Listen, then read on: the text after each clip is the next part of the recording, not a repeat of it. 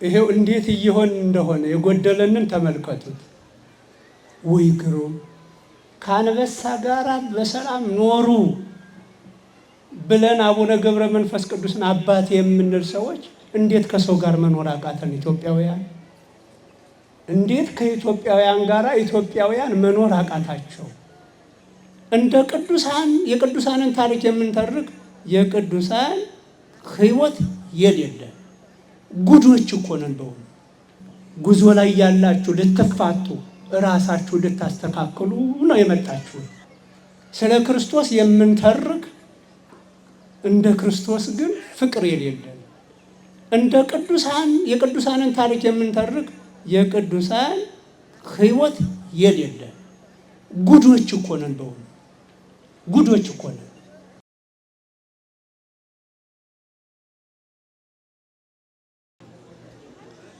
እሉ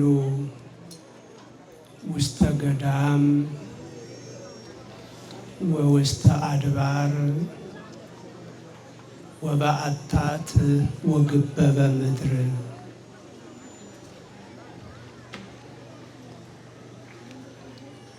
በዱር በተራራዎች በዋሻዎችና በምድር ጉድጓድ ዞሩ ወይም ተቅበዘበዙ። የሐዋርያው የቅዱስ ጳውሎስ መልእክት ወደ ዕብራውያን ምዕራፍ 11 ከቁጥር 38 ላይ የምናገኘው አረፍተ ነገር ነው። በቅድሚያ የሀገረ ስብከታችን የወልዲያ ቤተ ክህነት አስተዳደር ጽሕፈት ቤት የሥራ ኃላፊዎች፣ ሊቃውንተ ቤተ ክርስቲያን፣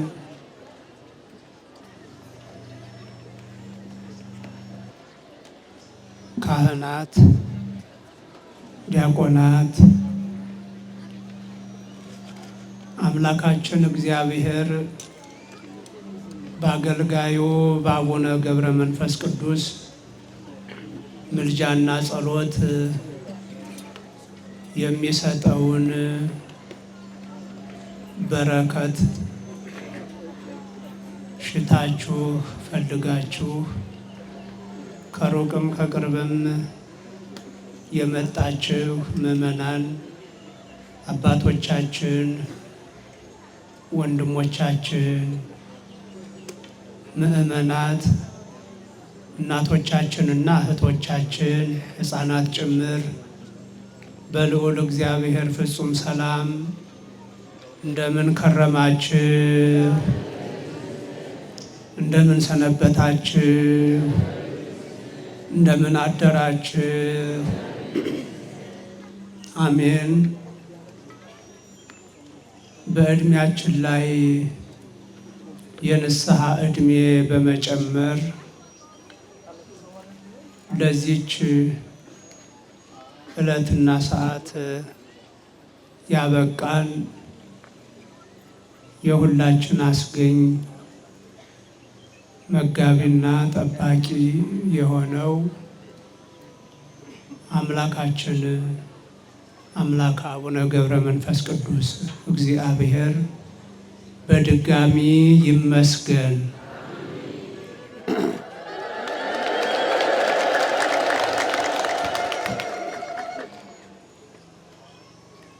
እሉ እሙንቱ ዘኢይደልዎሙ ዓለም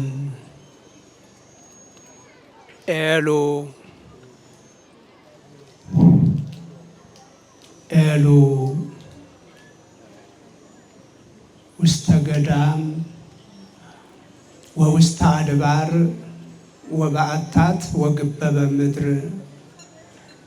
ዓለም አልተገባቻቸውምና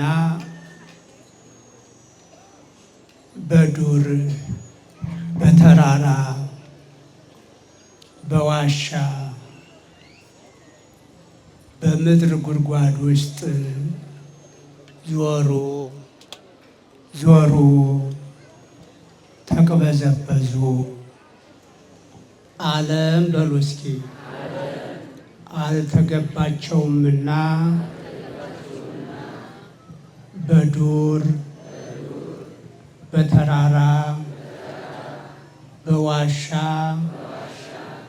በምድር ጉድጓድ ውስጥ ተቅበዘበዙ ወይም ዞሩ። እንዳልኳችሁ ይህንን ቃል ወይም አረፍተ ነገር ያስቀመጠልን ብርሃነ ዓለም ቅዱስ ጳውሎስ ነው። ከጻፋቸው 14 መልእክቶች ወይም መልእክታት መካከል አንዱ ከይሁዲነት ወደ ክርስትና ለመጡት ወገኖቹ አይሁድ የጻፈው ወደ ዕብራውያን ተብሎ የተቀመጠልን የመጽሐፍ ቅዱስ ክፍል ነው እና በዚህ መልእክቱ ምዕራፍ 11 ላይ ስንመለከተው ምን ያህል የብሉይ ኪዳን የእምነት አርበኞች እንደነበሩ በእምነታቸው ምን እንደደረሰባቸው ምንም ድል እንደነሱ እያብራራ ወደ ክርስትና የመጡትን አይሁድ ለማበረታታት ለማጽናናት የጻፈው መልእክት ነው። ይሄ በተለይ ምዕራፍ 11 ምን ተእንከ እብል እስመ ህጹር ለትየ ከመ እዜኑክሙ ምን እላለሁ ብዙ እንዳልነግራችሁ ወይም ነግራችሁ ዘንድ ሰዓቴ አጭር ነው፣ ቀኔ አጭር ነው። ስለ ባርቅ፣ ስለ ጌዴዎን፣ ስለ ሶምሶን፣ ስለ ዮፍታሔ፣ ስለ ሳሙኤል፣ ስለ ዳዊት እየተረኩ ነግራችሁ ዘንድ ጊዜ አጭር ነው። ጊዜ አጭር ነው፣ ሰዓቴ አጭር ነው፣ አይበቃኝም። ምን እላለሁ ይላል። ጥቂቶቹን ካነሳ በኋላ ለእምነት ጽናት፣ ለስነ ምግባር ምሳሌ የሚሆኑትን የብሉይ ኪዳን መምህራን በሕይወት ያስተማሩትን የእምነት አርበኞች እያነሳ መጣና እንደው ተጨምሬ አሁን ስለጠቀስኳቸው እንደው ስለነ ባርቅ፣ ስለነ ጌዴዎን፣ ስለነ ዮፍታሔ፣ ስለነ ሶምሶን፣ ስለነ ዳዊት፣ ስለነ ሳሙኤል እነግራችሁ ዘንድ ጊዜ አይበቃም ማለት እስመ ህጹር ለትየ ሰዓት ያጭር ነው፣ አይበቃም። በጥቅሉ በእምነት ወፈጸሙ አፈ አናብስት አባቶቻችሁ ማለቱ ነው። በእምነት የአንበሶችን አፍ ዘጉ።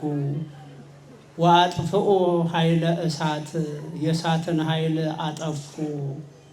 ወድህኑ እምአፈ ኩናት ከተወረወረ ጦር ዳኑ በእምነት ይላል።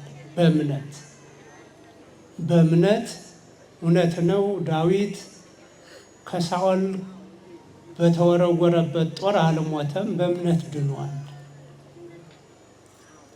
ነቢዩ ዳንኤል ወደ አንበሶች ጉድጓድ ተወርውሮ አንበሶቹ አልበሉትም።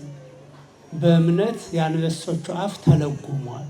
የተራቡት አንበሶች እንደምናውቀው 3 ደቂቅ የምንላቸው በግዕዝ አማርኛ 3 ወጣቶች 3 ልጆች ወደ እሳት ውስጥ በእምነታቸው ምክንያት ተጥለዋል። ግን በእምነት የእሳቱን ኃይል አቀዝቅዘዋል። በሃይማኖት ጸንተው እንዲህ ሆነዋል ይልና ማመን ማለት መርጦ ይሄ ይሁንልኝ ማለት እንዳልሆነ ደግሞ ይናገራል። እየሰማችሁ ነው። አንድ ክርስቲያን ማለት መርጦ ይሄን ህይወት ልኑር ማለት አይደለም። ምንም ፈተና አያገኘኝ ሁልጊዜ ኑሮዬ አልጋ በአልጋ መኖር መሆን አለበት ብሎ መምረጥ አይደለም። እግዚአብሔር እንደወሰነለት ለመኖር ዝግጁ መሆን ነው። ምእመን ማለት አማኝ መሆን ማለት እንደገና ደግሞ በእምነት ብዙዎቹ እሳት ሲያጠፉ የአንበሳ አፍ ሲዘጉ የተወረወረን ጦር በእምነት ሲመልሱ የኢያሪኮን ቅጽር በእምነት ሲያፈርሱ ባሕረ ኤርትራን በእምነት ከፍለው በደረቅ አፈር ጠቅጥቀው ሲያልፉ አይተናል። ይሄ የማን ውሳኔ ነው? የማን ውሳኔ ነው? የእግዚአብሔር ውሳኔ ነው። የሚያምን ሰው ደግሞ የአንበሶችን አፍ እንደዘጋ ሁሉ በአንበሶች አፍ ደግሞ አይበላም ማለት አይደለም። የእሳት ኃይል እንዳጠፋ ሁሉ በእሳት አይበላም ማለት አይደለም። የተወረወረን ጦር በእምነት እንደመለሰ ሁሉ በጦር ግን አይወጋም ማለት አይደለም። ማን እንደወሰነ ስለሚሆን ህይወታችን። አዎ ጊዜያችሁ ገና ነው ቆዩ ካለ እሳቱን ያጠፋል፣ የአንበሶችን አፍ ይዘጋል፣ የተወረወረውን ጦር ይመልሳል እግዚአብሔር። ደግሞ በእምነት ጸንታችሁ በሰይፍ ሙቱ ካለ ደግሞ መሞት ነው። ምክንያቱም የአንበሳ አፍ ዘጋንም በአንበሳ አፍ ተበላንም የዚህ ዓለም ነገር ኃላፊ ነውና የማያልፈውን ዓለም እናገኝበታለን።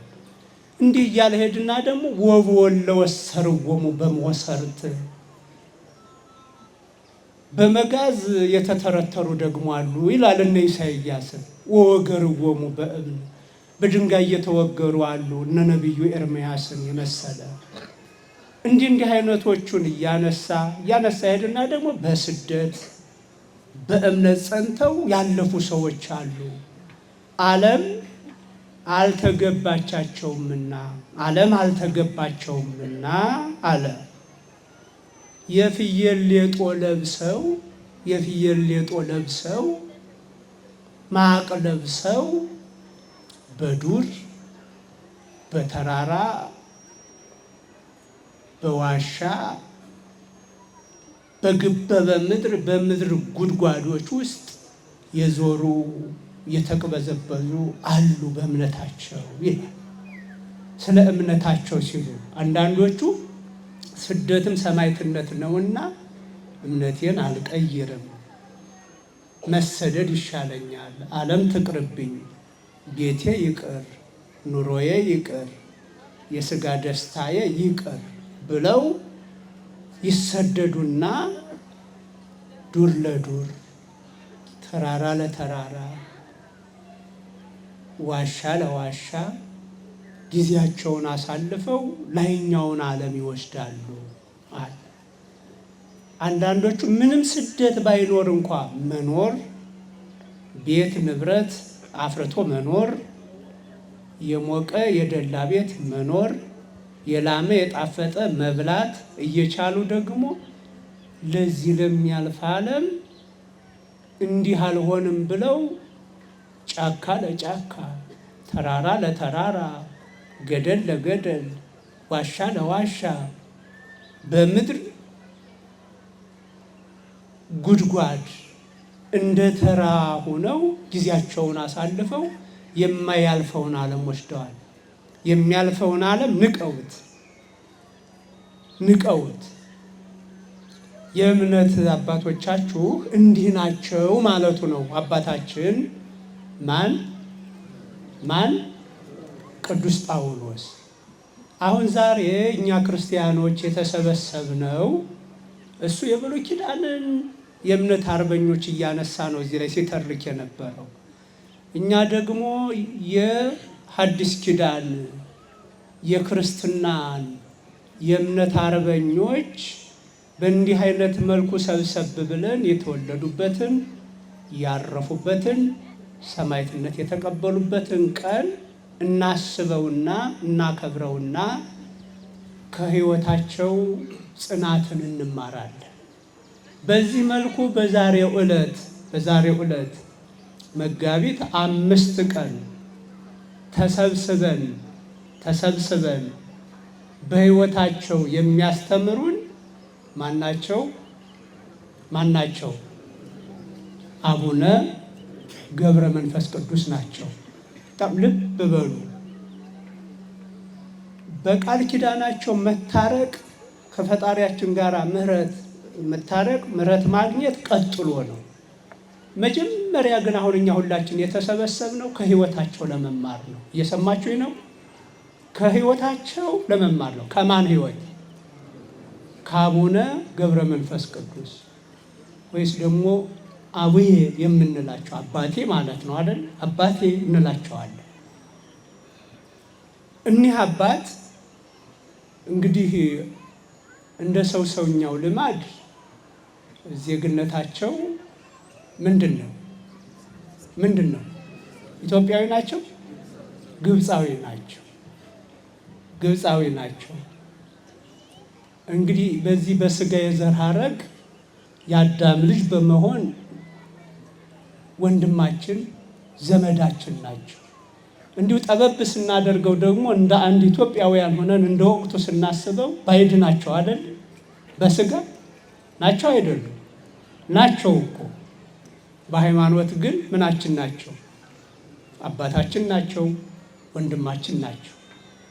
በሃይማኖት በጸጋቸው በስጦታቸው አባታችን እንላቸዋለን። እንደው ከክርስቶስ ከማይጠፋው ዘር በመወለድ ደግሞ ወንድማችን እንላቸዋለን።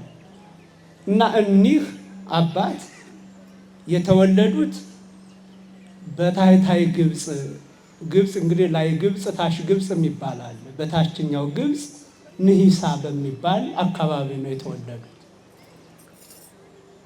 እግዚአብሔር መቼም ላድርግ ያለውን በሰው ሕይወት ያደርጋል። የሆነ ታምር ያሳያል።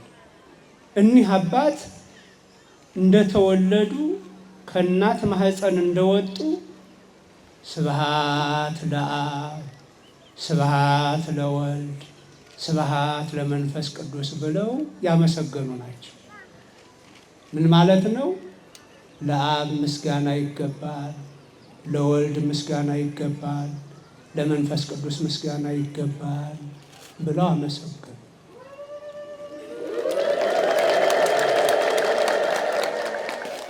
እግዚአብሔር ላድርግ ካለ የሚሳነው ነገር ስለሌለ ከጨለማ ወደ ብርሃን ያመጣኸኝ ወደ ዓለም ያመጣኸኝ ካለመኖር ወደ መኖር ያመጣኸኝ አብ ወልድ መንፈስ ቅዱስ ሆይ ተመስገን። አሁን እኛ ተወልደን እናለቅሳለን እንጂ አላመሰገንም ብዙዎቻችን አይደለም? አዎ ከእናት ማህፀን እንደወጣን እንዲህ ያደረግን ብዙ የለንም። እሳቸው ግን ከእናት ማህፀን እንደወጡ ለአብ ምስጋና ይገባል፣ ለወልድ ምስጋና ይገባል፣ ለመንፈስ ቅዱስ ምስጋና ይገባል ብለው አመሰገኑ። ይሄ ድንቅ ነገር አይደል? ድንቅ ነገር አይደል? ከእናት ማህፀን ገና የወጡ እኮ ናቸው። ይህንን እያሰብን እግዚአብሔር ላናግር ያለውን ሁሉ ያናግራል። ያው የበለዓምን አህያም አናግሯል ሰምተናል አይደለም? ሰዎችን አይደለም ሕፃናትን አይደለም ላናግር ካለ ድንጋዮችን ሁሉ እንዲናገሩ ማድረግ አይችልም? ይችላል። ያን ያደረገው እግዚአብሔር እንደተወለዱ ይህን ድንቅ ስራ ገለጸባቸው። ይሄ ብቻ አይደለም። የሚገርመው ግን በዘመናቸው እኛ ከምንመገበው ምግብ አልበሉ፣ የእናት ጡትም አልጠቡ። እንዴት ሰው እንዲሁ ነው ይኖራል? ምን ይሳነዋል? መላእክትን እንዲሁ አኑሯቸው የለ? እግዚአብሔር ኑር ካለ ሰው በእንጀራ ብቻ አይኖርም ከእግዚአብሔር አፍ በሚወጣ ቃልም ጭምር እንጂ አደል ያለን። ማለት ሰው እንጀራ ስለበላ ብቻ ሳይሆን እግዚአብሔር ኑር ካለው ነው የሚኖር። ስለዚህ እግዚአብሔር ይኑሩ አላቸውና ያለ ጡት ያለ ምግብ እንዲሁ ኖሩ። 3 ዓመት ሲሞላቸው ወደ ግብፅ ገዳማት ወደ አንዱ ገዳም ሄዱ፣ ወደ አባ ዘመደ ብርሃን። ከ3 ዓመት ጀምሮ ገዳማዊ ሕይወት ኖሩ። እዛው ተማሩ፣ እዛው የምንኩስናን የብሕትውናን ሕይወት ኖሩ። በዚህ ሁኔታ የግብፅ ገዳማትን በተለይም በተሰጣቸው የፈውስ ስጦታ ማለት ድውይ የመፈወስ ስጦታ፣ አጋንንት የማስወጣት ስጦታ፣ ድውዮችን እየፈወሱ አጋንንትን ከሰው እየለዩ 300 ዓመት በግብፅ ምድር ኖሩ። ስንት ዓመት? 3 ዓመት አይደለም፣ 300 ዓመት በግብፅ ምድር ኖሩ።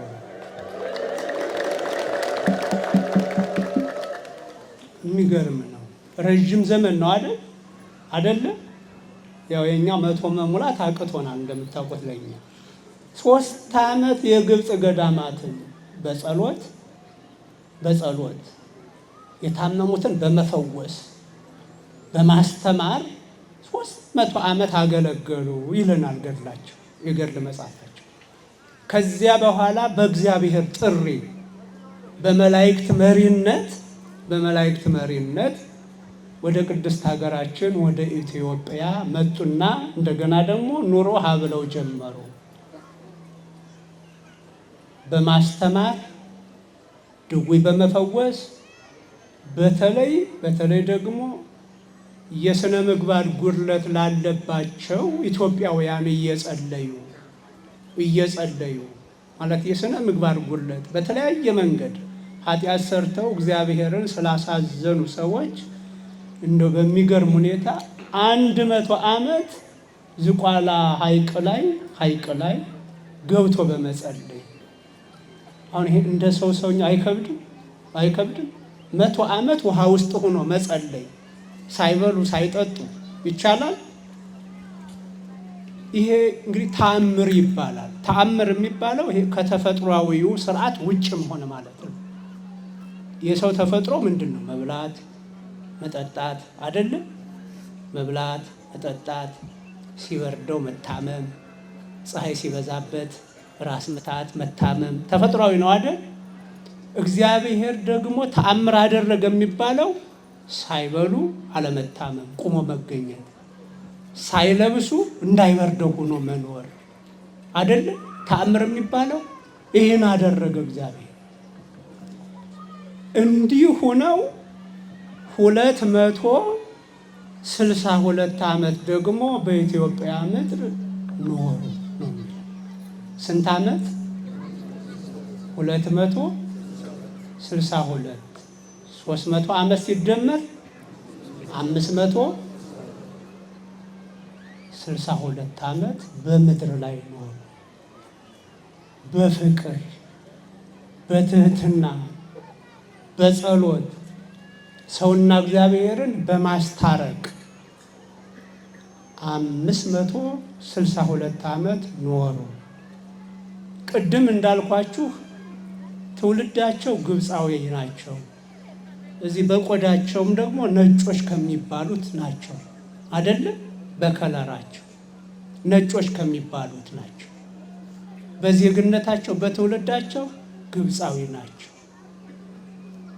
ግን እነማንን ዘመድ አድርገው ኖሩ?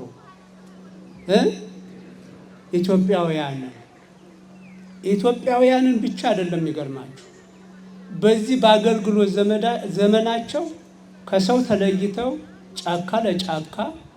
ቅድም እንዳልነው ተራራ ለተራራ ሲዞሩ ሲጸልዩ የቅርብ ዘመዶቻቸው ጎረቤቶቻቸው 60 ወይም 60 ነብሮች 60 አንበሶች ነበሩ ዘመዱዳቸው የነበሩት።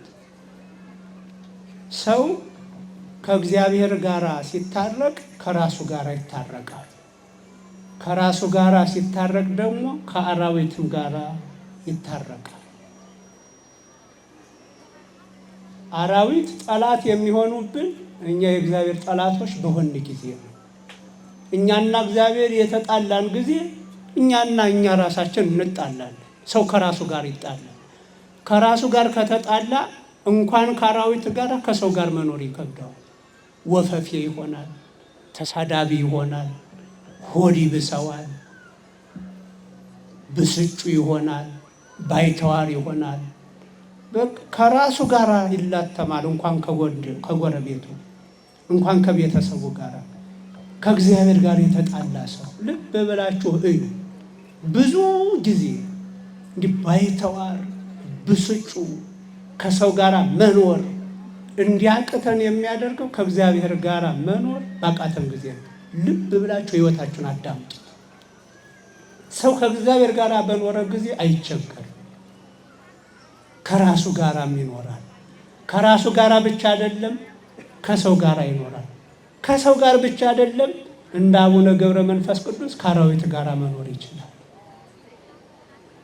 አባታችን አቡነ ገብረ መንፈስ ቅዱስ ቅርብ ጎረቤቶቻቸው በረሃ ለበረሃ ሲሄዱ ተራራ ለተራራ ሲዞሩ አብረዋቸው የማይለዩ ዘመዶቻቸው 60 ነብሮች 60 አንበሶች ነበሩ።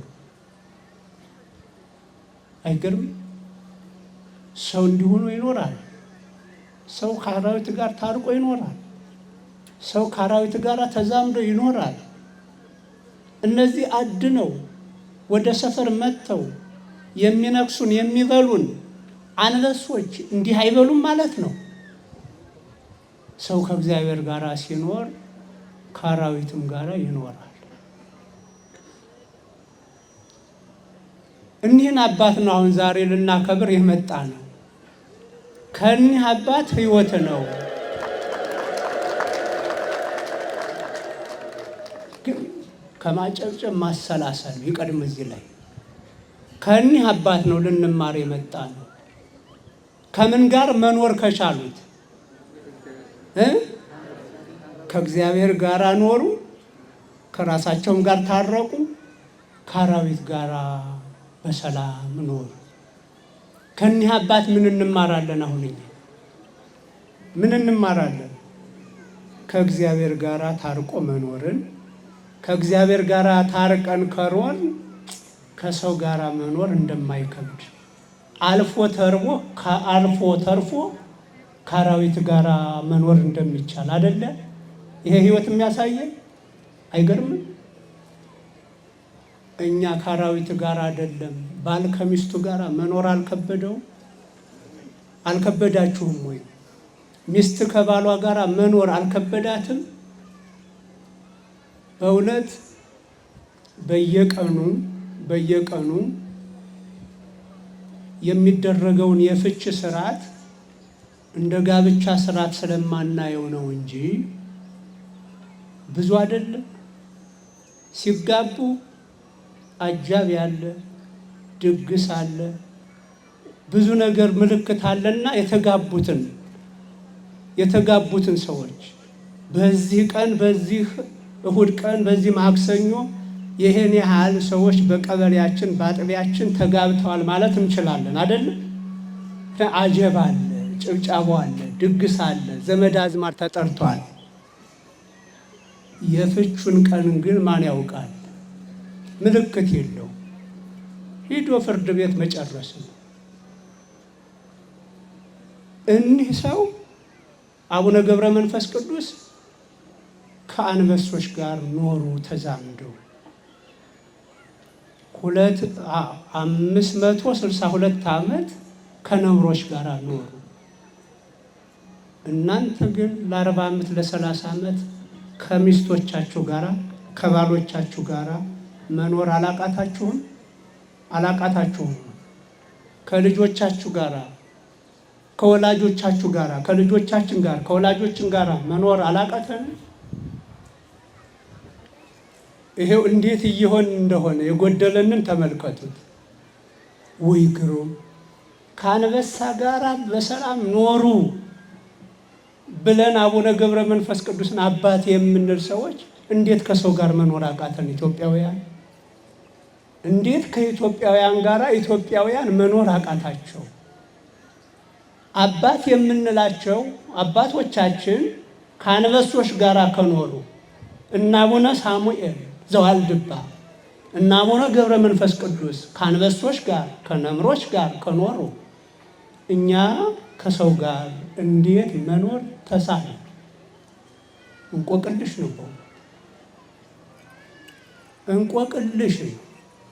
አሁን አቡነ ገብረ መንፈስ ቅዱስ ከአንበሶች ጋር ኖሩ የሚለውን ታሪክ ሰምቶ ለመሄድ አይደለም የተሰበሰብነው።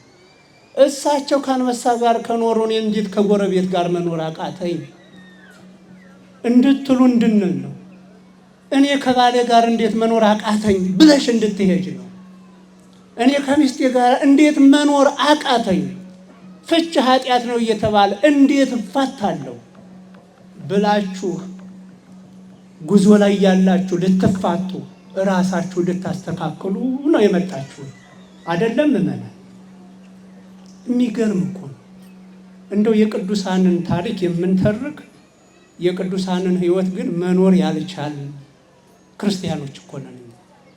ስለ ክርስቶስ የምንተርክ እንደ ክርስቶስ ግን ፍቅር የሌለን፣ እንደ ቅዱሳን የቅዱሳንን ታሪክ የምንተርክ የቅዱሳን ሕይወት የሌለን ጉዶች እኮ ነን። በእውኑ ጉዶች እኮ ነን። አቡነ ገብረ መንፈስ ቅዱስ አባታችን ግን እንዲህ ናቸው ወገኖቻችን። አባታችን አቡነ ገብረ መንፈስ ቅዱስ በዓለም ላይ መኖር አይችሉም? ማረስ፣ መቆፈር፣ መነገድ፣ ማምረት፣ መብላት፣ መጠጣት አይችሉም? ይችላሉ? አይችሉም? ምን ይከለክላቸዋል? ይችላሉ። ይህን ናቁትና በዘብድ ወጠሪ ወበሐሜለት እንደተባለ የፍየል ሌጦ ለብሰው ጫካ ለጫካ በብሉይ ኪዳን የዞሩ ነቢያት አሉ፣ እነ ኤልያስ። እርሳቸው ደግሞ ራቁታቸውን እግዚአብሔር በጸጋ ደግሞ ጸጉር አለበሳቸው እንጂ ኖሩ። መብታቸውን ትተው ማለት ነው። እስኪ ልብ በሉ። በአንዲት ሚስት መኖር መብት ነው? መብት አይደለም? መብት ነው አይደል? ከሚስቱ ውጭ ሌላ ሚስት መሄድ ደግሞ ምን ይባላል? አባቶቻችን አንዲት ሚስት አግብቶ መኖር መብታቸው ነው። መብታቸውን ተውት። እየበሉ እየጠጡ እንደማንኛውም ዜጋ መሬት ተመርቶ መኖር ይችላሉ። ያን መብት ተውትና ጫካ ለጫካ ከአራዊት ጋር ኖሩ። እኛ ግን ተመርቶ ከተሰጠን ከድርሻችን ወጥተን የሌላውን ድርሻ ለመቀማት የምንሆነውን ይሄ ስርቆቱ፣ መገዳደሉ አይገርማችሁም? አሁን እዚህ እንኳን መጥቶ እንዳለመታደል የኒህን ብፁዓዊ ታራሚ አባት ታሪክ እየተረክን መብታቸውን ዓለምን የተዉትን ሰው ታሪክ እየተረክን የሌላውን ሞባይል መንትፎ ይሄዳል። ቡርሳ የሚበዘብዝ የሚበረብራል። ክርስቲያን ነው ግን ስሙ ይሄ አይገርምም ወገኖች? ምን ላይ ነው ያለነው? አባቶቻችን መብታቸውን ነው ጥለውት የሄዱት። እንኳን የሌላ መብት ሊጋፉ ይቅር። እኛ ግን የሌሎችን መብት፣ የሌሎችን እድል፣ የሌሎችን ጸጋ ለመውሰድ ለመቀማት የምናደርገውን ነገር ልብ አላችሁት? ሙስናው ከየት መጣ? የሌሎቹን መብት ስጠኝ እባክህ ፍረድልኝ ብለን እያስገደድን አይደለም? ዳኞቹን ወስላቶች ያደረግናቸው፣ አመራሮቹን ወስላቶች የምናደርጋቸው ወስላቶች ነጋዴዎች እኮ ነው። ከነ ቅዱስ ላሊበላ ከነገስታቱ ጋር አባቱ ነው። እነ ቅዱስ ላሊበላ ልጅ አድርገው የኖሩት በአባትነታቸው በክርስትናቸው፣ ኢትዮጵያ የተቀበለቻቸው በስብዕናቸው በአባትነታቸው። መስፈርቱ ይሄ ብቻ ሆነ። 262 ዓመት በኢትዮጵያ ምድር ሲኖሩ አገር ልቀቅ፣ አንተ ነጭ ነህ፣ አንተ ግብፃዊ ነህ ተብለዋል? አልተባሉ? አልተባሉ። ዛሬ ታዳኛ እውነት የእሳቸው ልጆች ከሆን ክርስትናው ከገባን እንዴት እየሆን ነው? ከዚህ ክልል አይደለም። ቆላ ደጋ በሚል አንባላ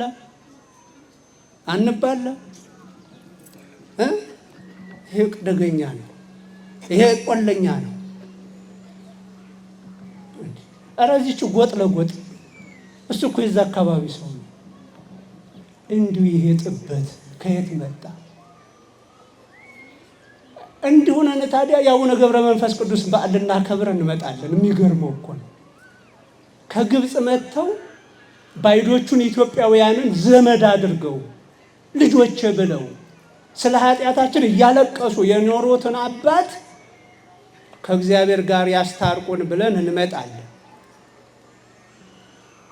ሕይወታቸውን መውሰድ ግን አንፈልግም። ከሕይወታቸው መማር ግን አንፈልግም። እዚቹ ቀበሌ በቀበሌ እንዴት እንደምንጣል እኔ ይገርመኛል። እዚህ ክልል ይህን ያህል ሰው ተሳደደብን በማንነቱ በዘሩ እንላለን አይደል?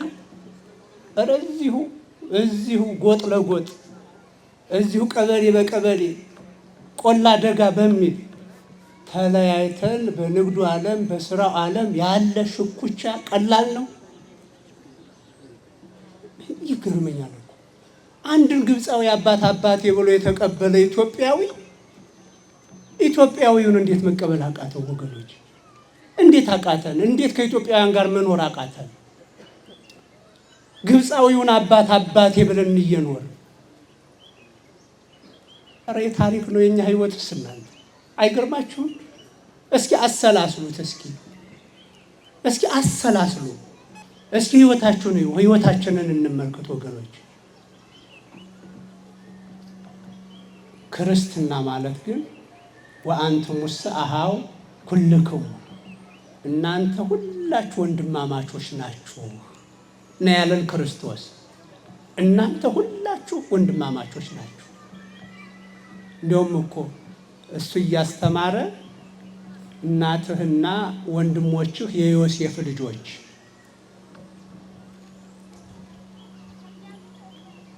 አንተን ፈልገው በውጭ ቆመዋል ተባለ። እያስተማረ እያለ እንዲህ እናቴ ማን ናት? ወንድሞቼ ለማን ናቸው አለ። እኛን ሊያስተምር ማለት ነው።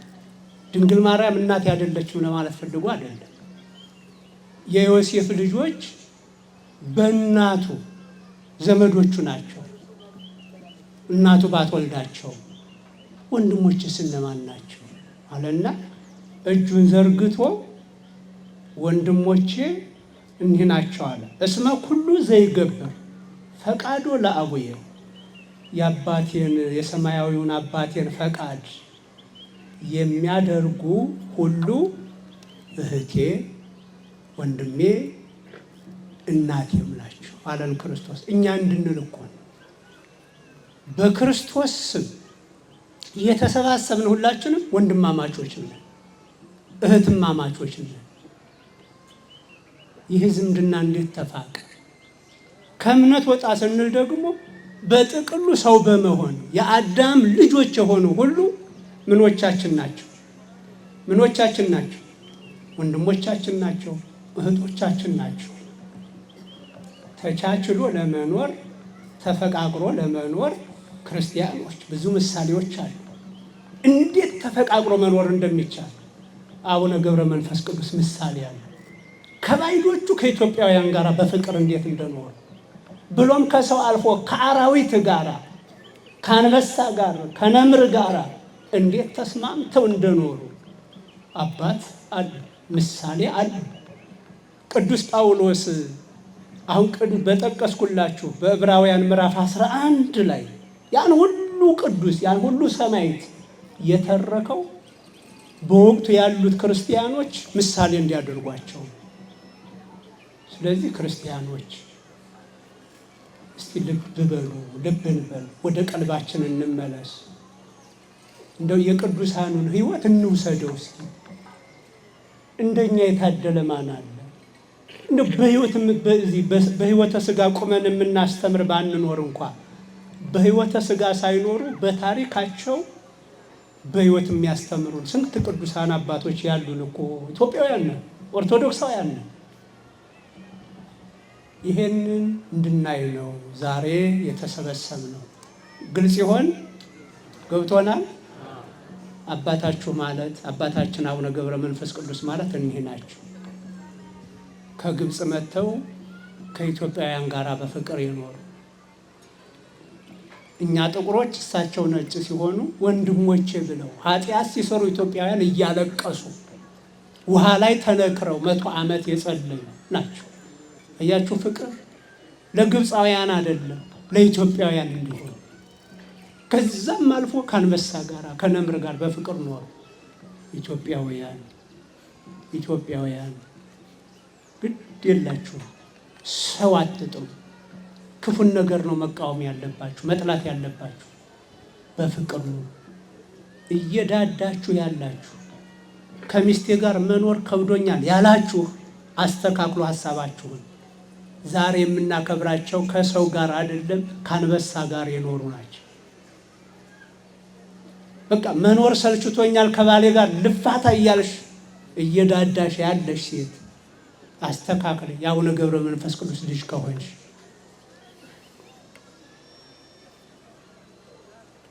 ይሄን ልናይ የመጣ ነው። እግዚአብሔር ከሁላችን ጋር ይሁን። አምላክ አቡነ ገብረ መንፈስ ቅዱስ በፍቅር በሰላም እንድንኖር ፈቃዱ ይሁንልን። ወስብሐት ለእግዚአብሔር።